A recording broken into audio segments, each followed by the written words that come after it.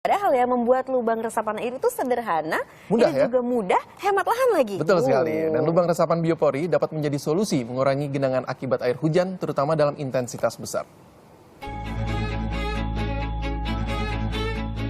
Musim hujan tiba, potensi banjir di depan mata. Tak terkecuali daerah khusus ibu kota Jakarta.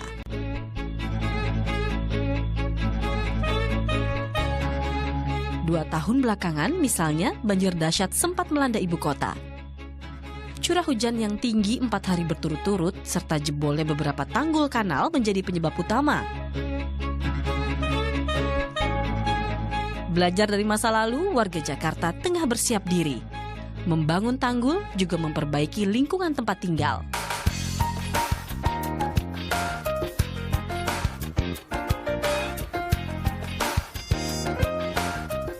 Di Gang Bhinneka, Kelurahan Kedoya Utara, Jakarta Barat misalnya.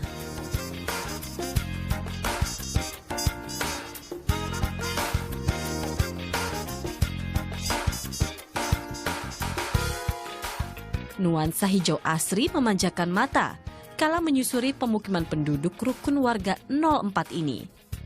Lahan terbatas membuat warga kreatif memanfaatkannya untuk penghijauan. Tak heran bila warga setempat kerap menyabet penghargaan dalam bidang lingkungan.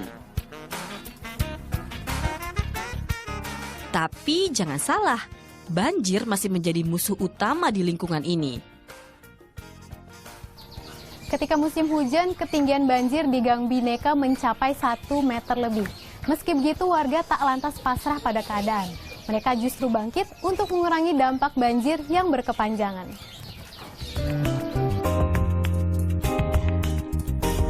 Beragam kegiatan warga lakukan untuk kurangi dampak banjir. Mulai dari bersih-bersih saluran air, sampai menggiatkan kembali lubang resapan biopori. Warga yakin lubang resapan biopori masih menjadi solusi terbaik untuk menyurutkan genangan air di sini. Kampung biopori pun tersemat untuk wilayah ini. Biopori adalah terowongan kecil hasil aktivitas fauna tanah seperti cacing, rayap, dan semut. Sementara lubang resapan biopori merupakan liang buatan manusia untuk menciptakan rumah bagi makhluk hidup tanah tersebut sehingga biopori terbentuk. Sebelum lubang resapan biopori ada, ini kalau sudah kena banjir itu bertahan cukup lama. Tapi dengan adanya gerakan yang dilakukan oleh masyarakat untuk lubang resapan biopori, terus pengurangan sampah yang ada di saluran-saluran, jadi air lancar, ini dalam waktu yang biasanya 2 hari, bisa dalam waktu 1 hari. Biasa dari pagi sampai malam, siang-siang udah kering. Ini dia alat pembuat lubang biopori. Bor khusus yang dapat melubangi tanah dengan cepat dan dalam. Cara membuat lubang resapan biopori sederhana. Tanah yang basah menjadi kuncinya. Lubangi tanah, sementara untuk diameternya berkisar 10 hingga 30 cm. Kemudian isi lubang dengan sampah organik atau sampah yang mudah membusuk, seperti dedaunan gugur maupun sisa penganan. Terakhir, beri penutup lubang berbahan dasar tanah liat dengan lubang-lubang kecil. Tujuannya agar air dapat mudah masuk. Kayak selama ini kan rata-rata pakai tutup paralon. Ya. Kalau pakai tutup paralon itu banyak kan di colong pemulung. Dan begitu, begitu diinjak standar motor pecah. Kalau ini kan tidak pecah, di lindas motor pun tidak masalah. Jadi, dan yang utama tidak di colong pemulung.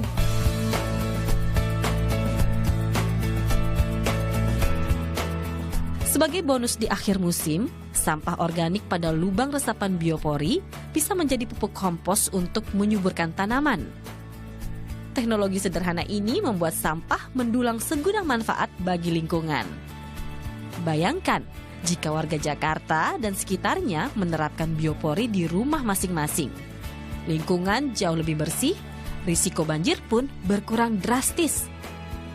Inilah yang mendorong kami Raziuddin Brata mengenalkannya pada masyarakat ketika banjir besar tahun 2007 melanda.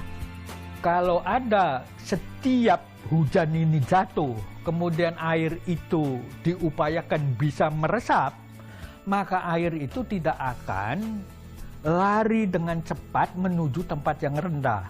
Nah, banjir itu terjadi kalau ada air hujan yang tidak meresap ke dalam tanah terkumpul di tempat yang rendah. Lubang kecil, sejuta manfaat. Mudah aplikasinya termasuk di lahan terbatas sekalipun. Seperti di batas bangunan maupun halaman yang sering memperoleh kucuran air. Selain mengoptimalkan fungsi tanah, usaha untuk mengurangi dampak banjir juga harus dibarengi oleh kebiasaan masyarakat mengolah sampah mereka sendiri. Selain itu, pemerintah juga harus tegas dalam mempertahankan ruang terbuka hijau di ibu kota. Feby Purnamasari, Niken Sasi melaporkan untuk NET.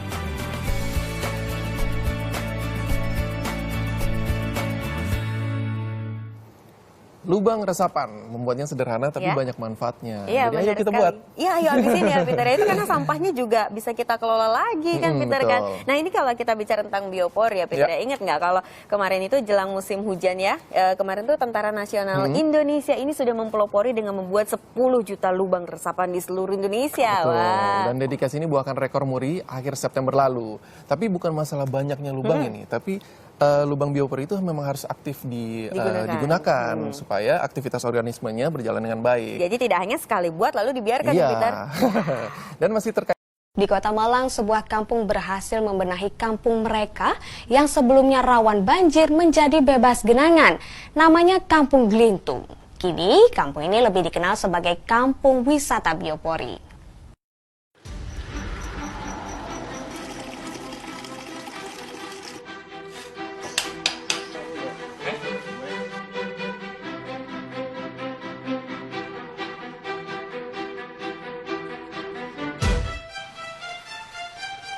Hijau dan asri.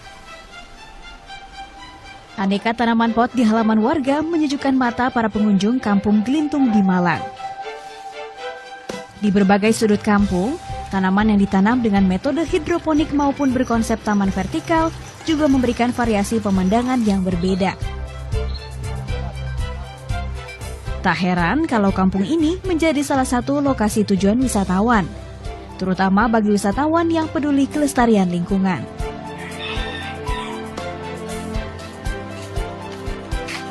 Padahal dulu kawasan padat penduduk di Kecamatan Blimbing ini menjadi langganan banjir. Setiap musim hujan tiba, dipastikan banjir melanda kampung ini. Namun 2 tahun terakhir, banjir enggan menyambangi Kampung Glintung. Penduduk Kampung Glintung harus mengubah kebiasaan untuk bisa terbebas dari banjir. Dan Ketua RW 23 Bambang Irianto memulai perubahan ini dengan sederet kebijakan tak populer. Warga wajib menyetor botol bekas air mineral dan memiliki tanaman hijau di rumah. Jika tak melakukannya, warga tak bisa mendapatkan layanan stempel, mulai dari mengurus KTP, surat kematian, hingga melahirkan. Awalnya kebijakan dikeluhkan warga, namun sejalan dengan waktu, pola pikir masyarakat berubah karena merasakan langsung manfaatnya.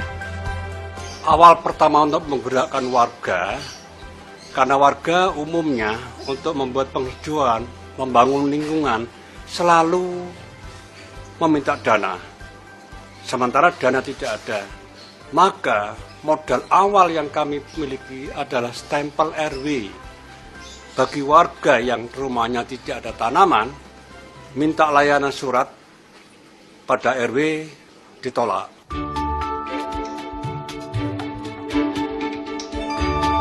Ruang hijau sudah terpenuhi, sayangnya saat itu banjir masih melanda di saat musim hujan.